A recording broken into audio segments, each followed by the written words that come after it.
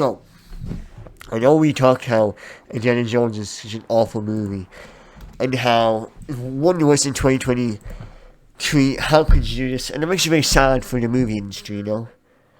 People always say the movies are only getting worse, it's awful, everyone's gonna die, the heat out of the universe is gonna come soon, and it's over. But then you have a movie like Mission Impossible Dead Reckoning Part 1 come out, and you're happy again, you are hopeful again, and you realize Tom Cruise is actually a phenomenal actor. He is genuinely amazing in this movie. This movie, folks, rehashed hope for me in movie industry, in Hollywood, in big corpo. I can finally leave a cinema and be like, you know what? Thank you, big corpo, for giving me such a delicious treat on a Tuesday afternoon. This was the life. I mean, it was from start to finish. I think straight away, start to finish, a stone cold banger of a film.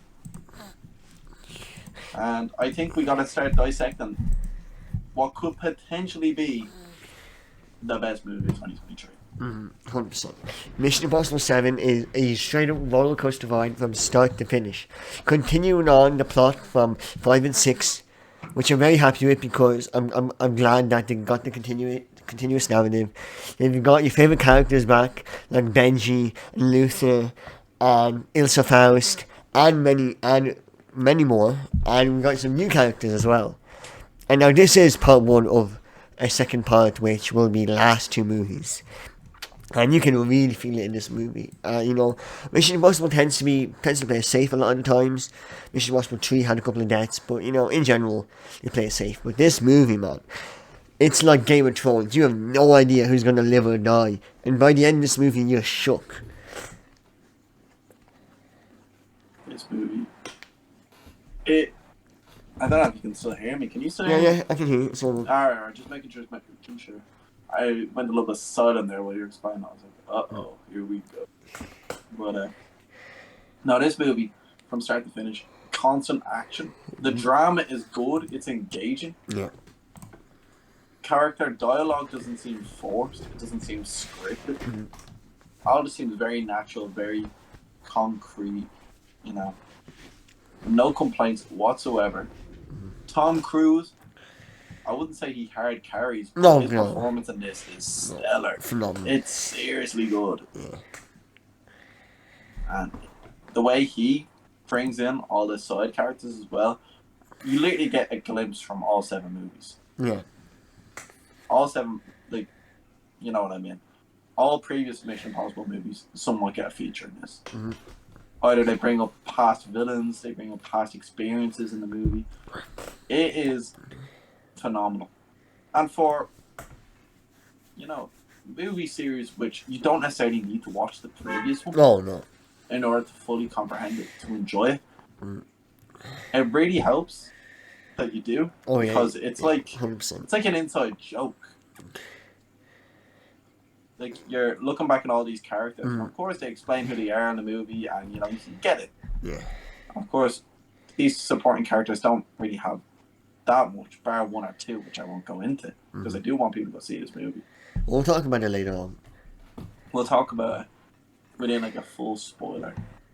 Yeah, we're, supporting off. I do believe that for all the hardcore Mission Impossible fans, this one does not disappoint whatsoever. No. The recurring cast, everything works perfectly. Yeah. And I think what we need to talk about is some of our favorite set pieces, because that's what Mission Impossible is always about. You got Dubai in 4 and Kremlin. In 5 you got Vienna. In 6 you got Paris and the streets of Paris and the Halo jump. Every movie has their iconic set piece from the last couple of movies. And this one, there's mainly 3, and I'm trying to think. But honestly, I'd say my favorite is probably the airport scene. The whole airport set piece I absolutely love. Yeah, seriously good. Because it's hectic and it's busy and it's so much going on. You got Ethan trying to track the missing key, And the whole time he's there, he's seen Gabriel kind of appearing, but you don't know who that is.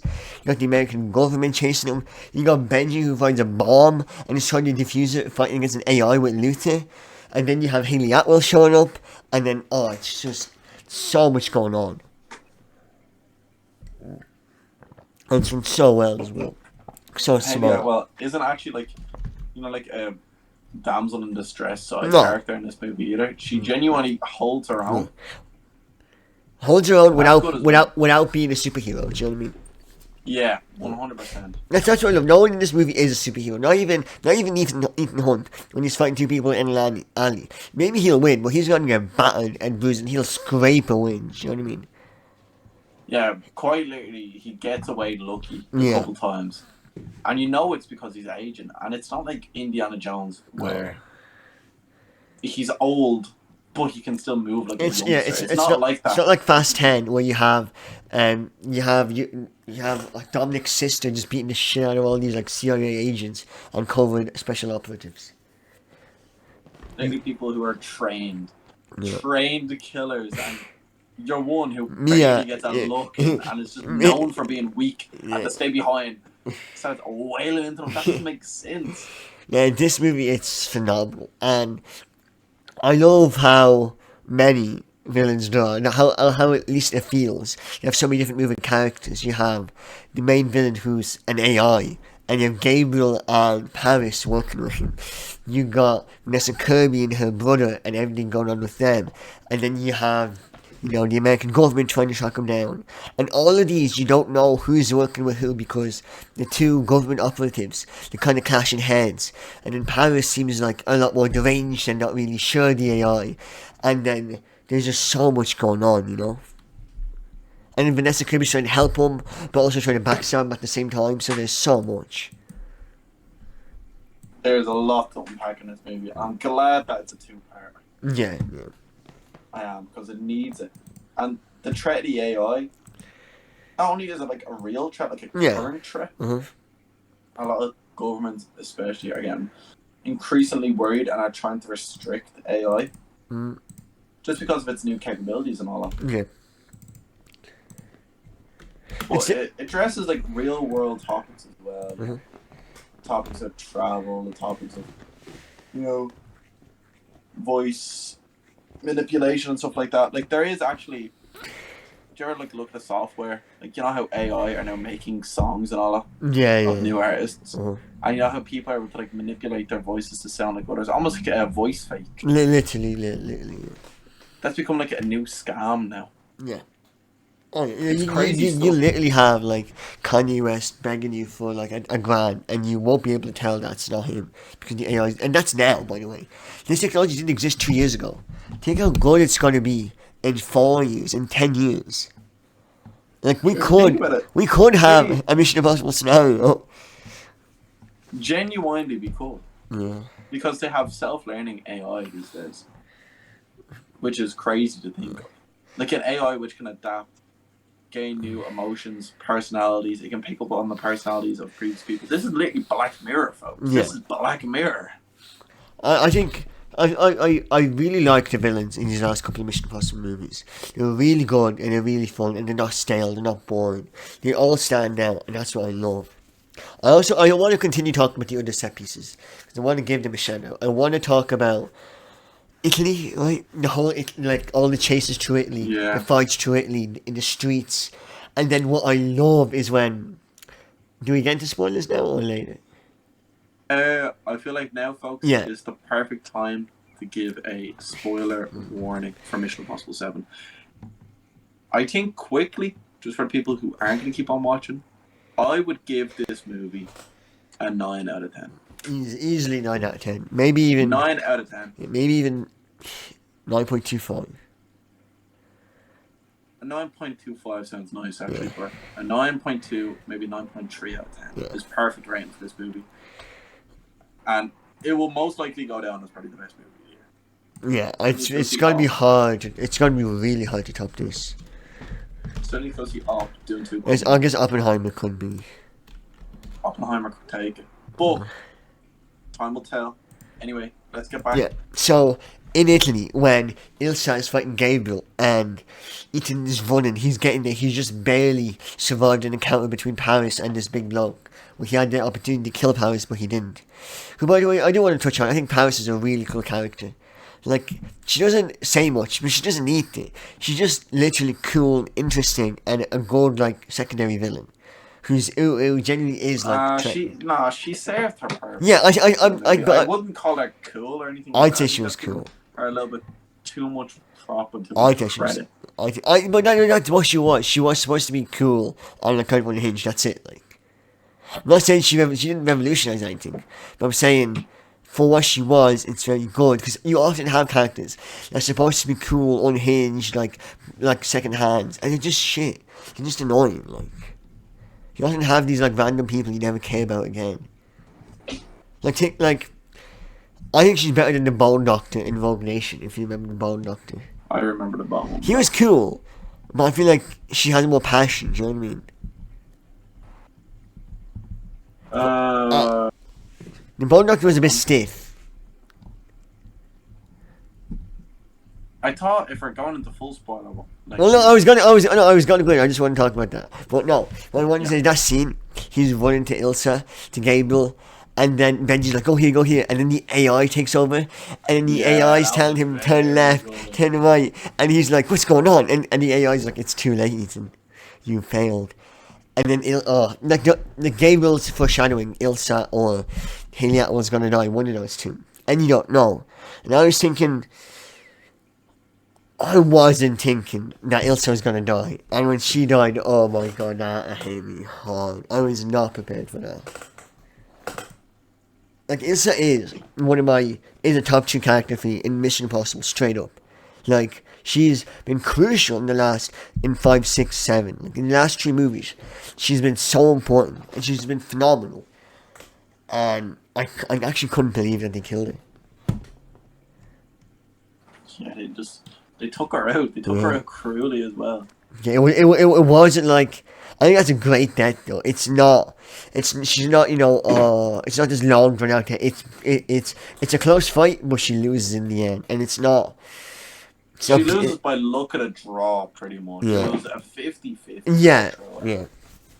Like, Gabriel got close to dying, very close, and basically, there's no fanfare. She gets stabbed in the heart and she's dead, and then Ethan gets to her. And it's way too late. Gabriel's not even there, do you know what I mean? It's not like Gabriel's sitting there gloating. He's gone. It's just her dead body. He wasn't even close. Because Gabriel knew he was almost fucking dead himself. Yeah. Like, I gotta get the fuck out of here before Ethan gets here. And then the plot of like, Ethan's like, if I see Gabriel, I'm gonna kill him. And the AI wants to kill him, wants Ethan to kill Gabriel, because then he'll never find the AI. Or Gabriel can kill Ethan, and then Ethan loses again. So it's just beautiful. Yeah, it's a win-win. It's so good. Oh, I love that. And then we have to talk about the Orient Express entire set piece. Oh, God. Unbelievable. Of course, this has been the centerfold. This has been a money grabber. Yeah. From most Mission Impossible fans, because it was in the trailer. They focus on it heavily, because this is the moneymaker. This is the big one. Yeah.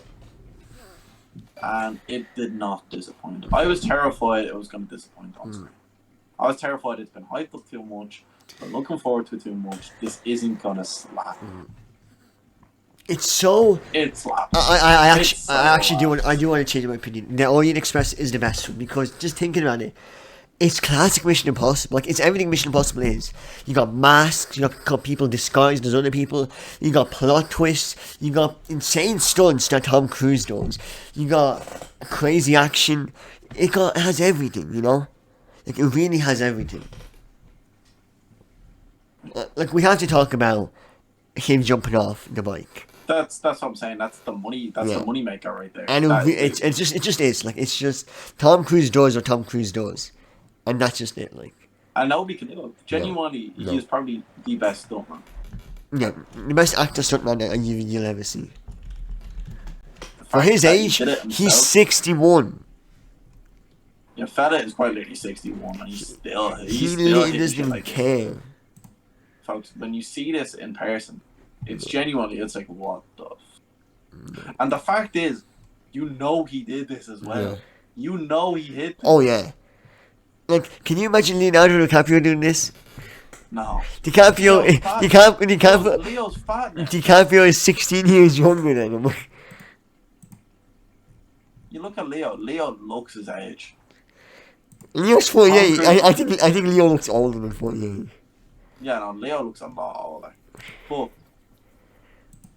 Tom, to still be doing this, It's actually is outrageous. crazy.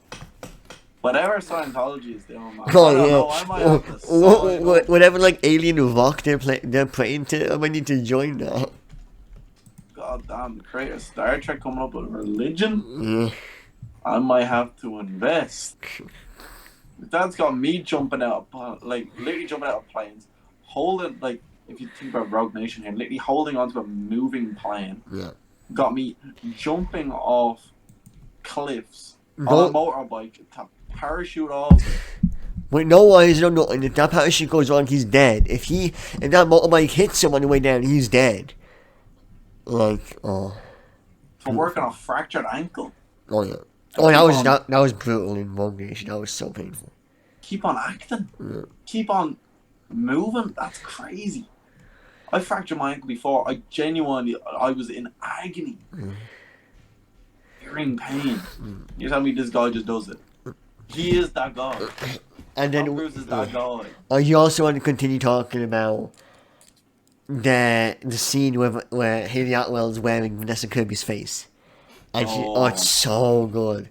Vanessa Kirby, props to her for that scene, like so good because you're watching it and like She acts it out wonderfully. It's perfectly because Haley Atwell's character she's a cocky thief, but now that she's been put into this world, she's not that sure, you know. She has her skills and she can improvise, but she can't beat up all these crazy guys. She's not the most familiar with this, so she's a bit nervous. She's sweaty. She'll slip up her lines. She'll forget certain things, and it's just you're watching it, and never once do you think, "Oh, that's Vanessa Kirby." You're thinking that's Haley Atwell wearing a face, which it obviously isn't. Well, it's so good, like you'll think that. I know her acting in it is superb. It's superb, and the fact that you're looking at it and you're genuinely thinking to yourself that isn't Haley Atwell. Yeah. They have the mannerisms on point. Whatever Haley Atwell was doing, like her acting, Yeah. and the way it translated over to Vanessa Kirby was just perfect.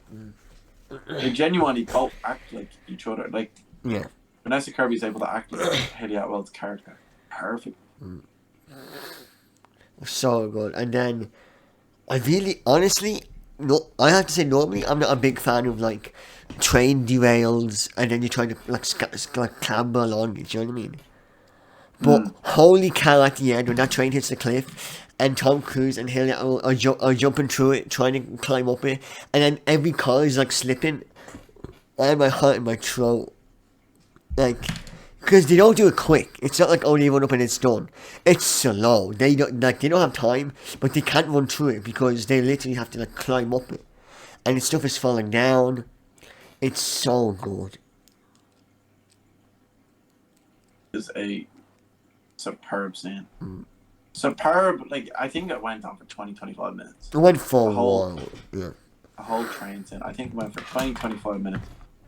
But every second of it, you're literally sitting off your seat. I was sitting off my seat, didn't even want to take a drink. Yeah. I was like, I might miss something here. And because we literally saw them kill off. I'm thinking to myself, who are they going to kill off next? Yeah. They got one more movie after this, and that's it. It's part one. They can kill off anyone they want. Doesn't matter. And I personally cannot wait to see the second movie. Sorry? Cannot wait. Yeah, I think we should make some little predictions for part 2. Prediction? Yeah, I think it's so hard to predict. Do I go wacky off the wall for the first one? Go on.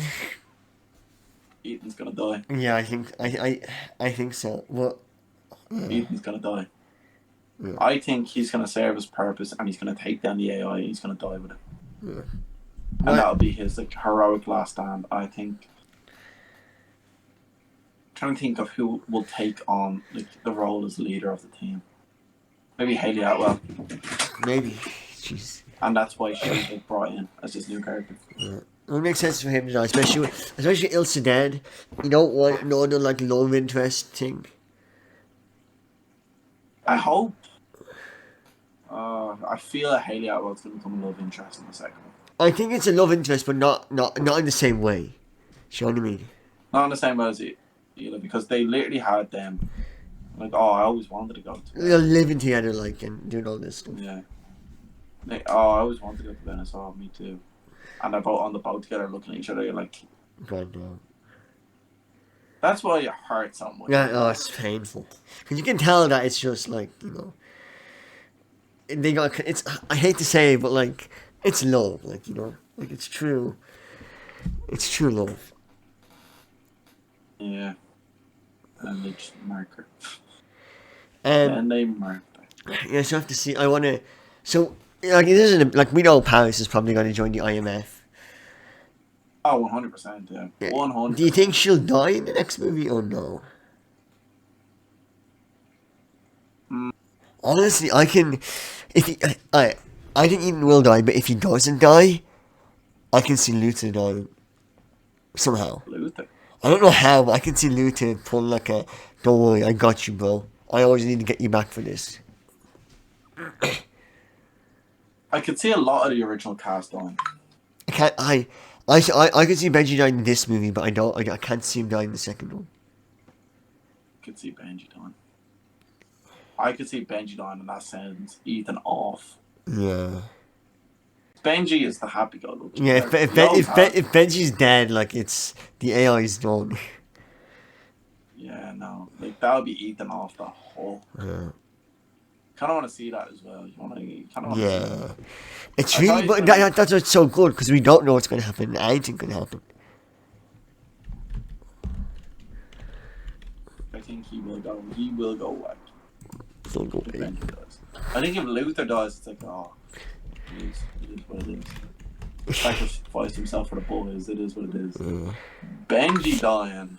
Oh, apparently, Right. Apparently, Nicholas Hoult is in Mission Impossible 8. Nicholas Hoult? Yeah. Let's go. Who's gonna play it? Wait, apparently Mission Impossible 8 is not the last one. Huh? It might not be the last one. It's not confirmed to be the last one, do you know what I mean? After making such a slapper. What if it's just... movie, they're like, we can't get rid of this. Like, I mean, yeah, what if it's just every movie is just too good?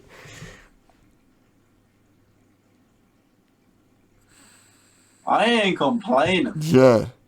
Look, listen. Good. In July 2023, during promotion for Part 1, Tom Cruise expressed interest in continuing to make further films as Ethan Hunt, despite both films having initially been billed as a send-off to the character. He might. They might pull a... just be saying that. They might be saying that just so people be like, Ethan won't die. Yeah, but they might pull like a... the old Ethan retires and comes out of retirement. No, what I suspected for eventually what's going to be John Wick 5. Yeah. He's dead but not dead kind of thing. Oh, I thought you were going to say Tom Cruise is in John Wick 5. No. Tom Cruise should be in John Wick 5. He should be in John Wick 5. What other stunts he does, he should be in. He should be in John Wick 5. He deserves it. Put him in every action movie. The guy deserves to work. Oh. Come on, do we have anything more to say about this delicious movie? Actually, yeah. Where would you rank it in between the Mission Impossible movies? Because I know where I'd put it. Oh. Alright. Do you want me to tell you mine first? Is it better than MI3?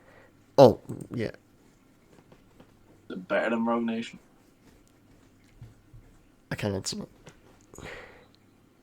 I can't say it's better than Rogue Nation. For me, Rogue Nation is a I'll tell you right now, 4, 5, 6, 7 are equally as good and are equally the best, in my opinion. I can't get anyone which is better than the other one. Because I can think, oh, Rogue Nation is better than 4. Then I rewatch 4 and the Kremlin scene, man, to buy. You got him when he's in prison, it's so good. And then you think, oh, but Fallout, when they're in the club in Paris, and John Locke, you tell me that's good. And then you watch this movie, I think they're all equally as good. You cannot top them because they're all so good.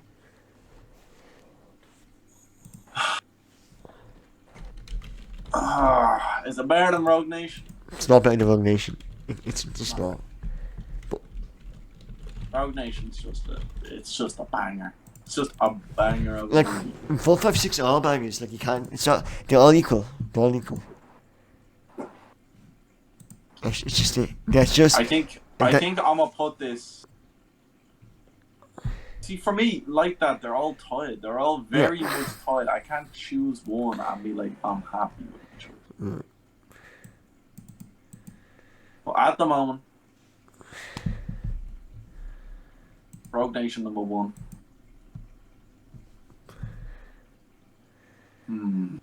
Yeah, you see, you can't because of the story continues in 6 and 7. Rogue Nation number 1.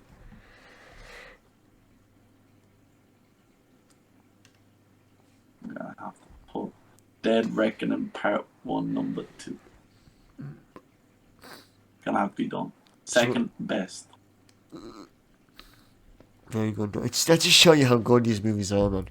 I genuinely kind of wait for Second it. best. Yeah, second best Mission So good. Yeah. So good. I don't know a single franchise, movie-wise, that has 7 movies and apart from 2. Still which is- produces bangers. Yeah. Still produces bangers. Still bangers.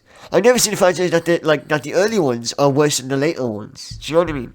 Yeah. No one Because most goes. people have a nostalgia sense Yeah. for the first few movies, but they just genuinely Mission Impossible breaks the boundaries of like common movie knowledge.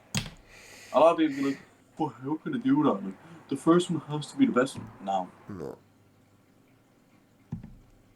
These movies get better and better. They age like fine wine. Like fine wine. I think it's because all the movies are so independent of each other. I think that's why. Yeah. What I think, like, the plot in 5, 6, 7, even though it is independent and it still carries over, I think that just makes it so much, like, so good. Genuinely, folks. So I'm going to leave you with one parting bit of advice. Watch Fallout. Watch Dead Reckoning Part 1. ASAP. Get on that. ASAP. Don't go see the Meg 2. Don't go see Indiana Jones 5. Go watch this. Go watch Mission Impossible Dead Reckoning. Fuck Oppenheimer. We'll see it eventually. Mission Impossible 7 came out, folks. We knew where it was going to be. We knew what was going to happen. We knew this was going to be a banger. We went to go see it first.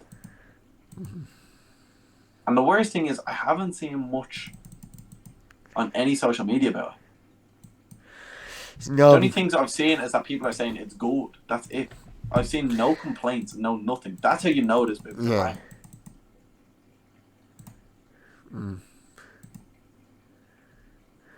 Like if people are saying nothing but good things, that's gotta be a good sign. It's And just. the fact so good. it's weird that there's limited reviews on it as well.